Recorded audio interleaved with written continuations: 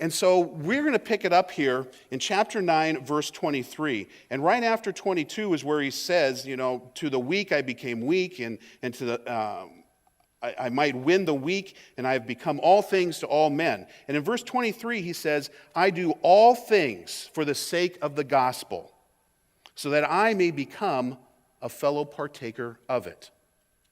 Paul's purpose is right there in verse 23. I do all things for the sake of the gospel.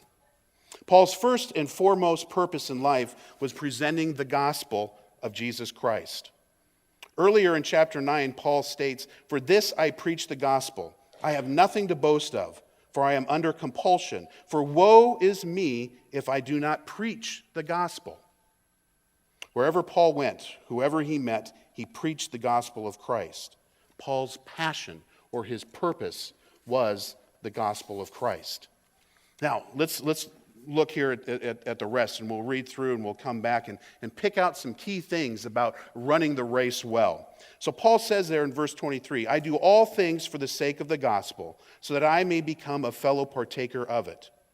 Do you not know that those who run in the race all run, but only one receives the prize? Run in such a way that you may win. Everyone who competes in the games exercises self-control in all things. They then do it to receive a perishable wreath, but we an imperishable. Therefore I run in such a way as not without aim. I box in such a way as not beating the air. But I discipline my body and make it my slave, so that after I have preached to others, I myself will not be disqualified. Paul had a purpose there in verse 23, to preach the gospel of Jesus Christ. Now, think about this.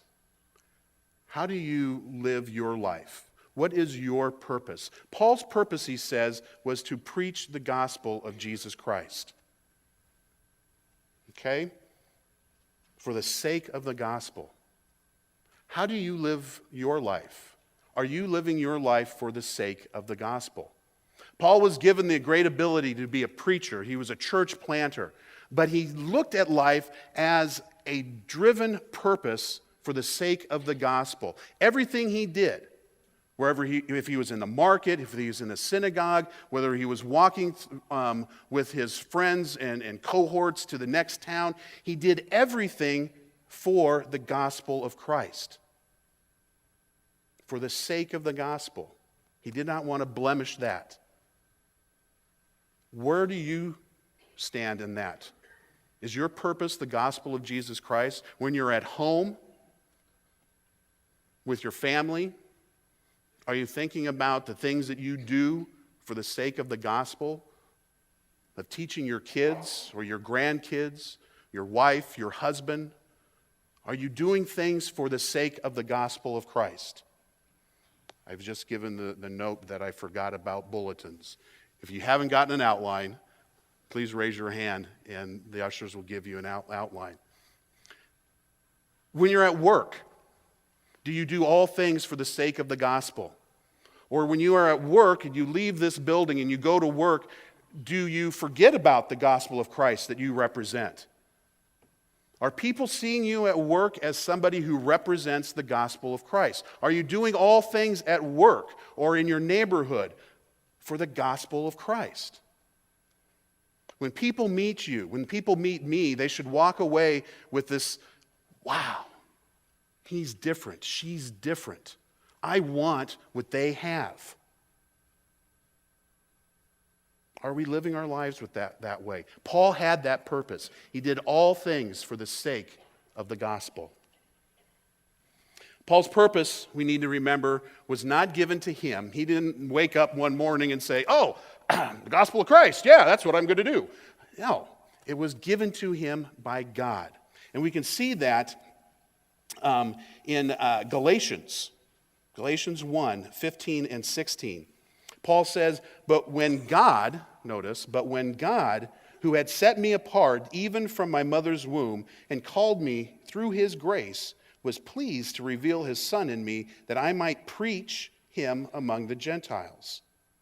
Notice that. But when God set him apart, Even before he was in his mother's womb, Paul understood and realized that God had looked down through all eternity, and he saw Paul as the Pharisee, and he saw Paul as the persecutor of the church, and yet he loved him so much that he chose Paul to bring the gospel to the Gentiles. He had a purpose. In verse 24, Paul moves on then, and he says, "Do you not know that those who run in a race all run, but only one receives the prize? Run in such a way that you may win." Paul begins to set up this whole idea of the race. Now, the Greeks there in Corinth would have understood this automatically. The Isthmus Games were held there in that area of Corinth every 2 years. And so they knew all about the games, the running and the boxing and all of those things. This is something, an illusion that they would have no problem understanding. And so Paul then tells the Corinthians that they need to run this race. "Do you not know that those who run in a race all run, but only one receives the prize?" If you're in a race, you run, don't you? As followers of Christ, if you are a follower of Christ, you have been called to this race. You're going to run. I mean, I'm sure Carl knows that he doesn't train and do all these things, and then he goes to his marathon, and the gun goes off. Not today. I'm not going to run. We run, don't we? We are part of that race. God has set that race before us, and it is our job to then run. Paul develops then a contrast between that worldly race and the Christian race. And notice what he says there in verse 24. He says, "But only one receives the prize." Okay? He says, if you're in the race, you're going to run. But in this world, when you're running this physical race, whether you're a sprinter or a marathon runner or whatever it is that you're running, you're going to run. But in this world, only one person receives the prize. The person who does what? Crosses the finish line. They have the tape or the ribbon or whatever stretched across to the end where the race ends. And when you break that, you're the winner. Now, in Paul's day, they got this nifty wreath of leaves, laurel leaves. Okay.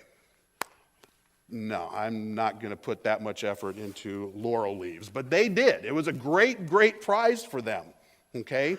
That's what they ran for. But in the Christian race, think about this. In the Christian race, if you are a follower of Christ, we all win. We all have the insurance that we will spend eternity with Jesus Christ. We all win. So in the worldly race, only one person wins. You have to compete and you drive and you're doing, and only one person wins. In the Christian race, we all win. We all receive the prize of eternal life.